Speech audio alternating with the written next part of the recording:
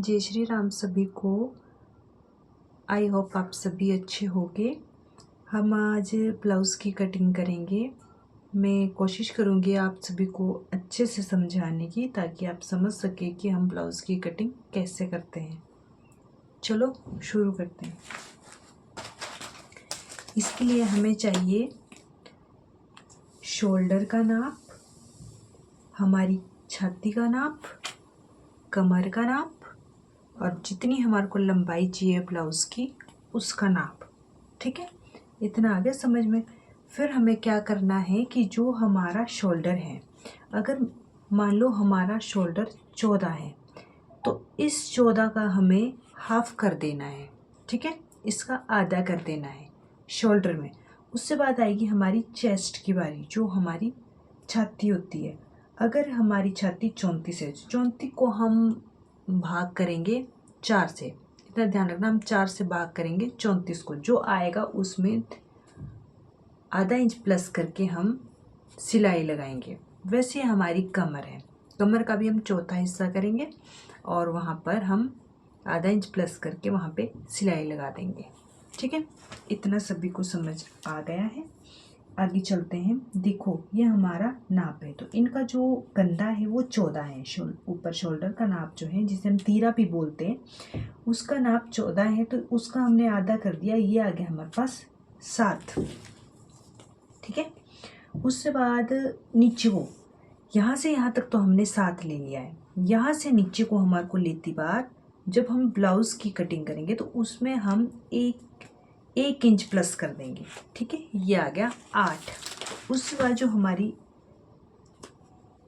कमर का निशान लगेगा वो लगेगा हमारा 13 पे। ठीक है, इतना ध्यान रखना, ये हमारी हाइट के अकॉर्डिंग होता है, जिसकी जैसी हाइट होती है ये निशान उसी हिसाब से लगता है। ठीक है, और हमारे पास जो ब्लाउज़ की पूरी लंबाई है, पूरी लंबाई हम रख देते हैं, उनको रखनी है पूरी लंबाई हमारी 15। ठीक है, 15 में हम 1.5 इंच और प्लस कर देंगे। ठीक है, 1.5 इंच प्लस कर दिया है हमने। इस निशान को हम आगे तक मिला लेंगे। ये निशान हमने आगे तक मिला लिया है, और जो हमारी पूरी लंबाई का निशान है उसको भी हम आगे तक मिला लेते हैं। ठीक है, ये हो गया जी। उसके बाद क्या करना है, ये सारे निशान आगे बढ़ा दीजिए आप।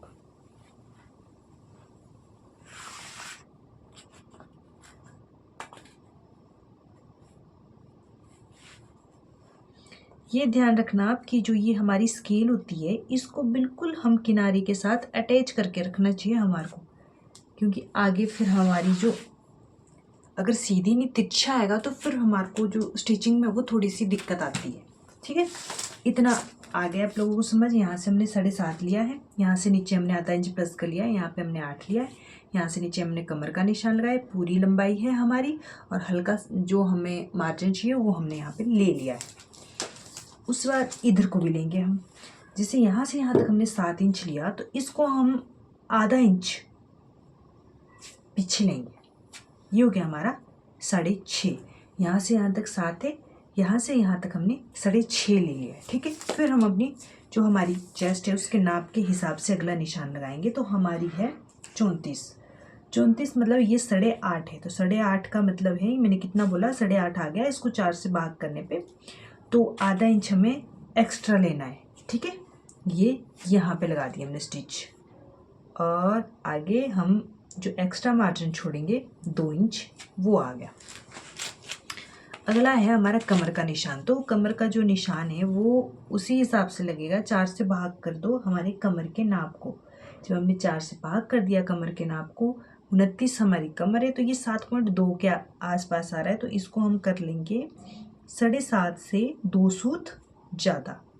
ठीक है, 7.5 से, या फिर 7.5 भी रख लेंगे आप, कमर पे फिटिंग होती है तो 7.5 भी रख लेंगे यहाँ पे, तब भी चलेगा।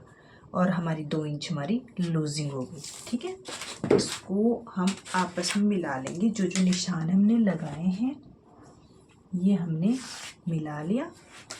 और इसको भी हम यहाँ पे ऐसे ही मिला लेंगे आपस में ये। और यहाँ से नीचे आपको पता है, यहाँ से नीचे ये ऐसे कर देंगे इसको, ठीक है। ये हो गया। अब हमारी गोलाई का निशान लगेगा जो कि हम लगाएंगे 1.5 इंच के ऊपर। ये हमारा 1.5 इंच, ये आ गई हमारी गोलाई। ये हमारा बैक पार्ट कट गया है, इसको हम काट के अलग कर देते हैं।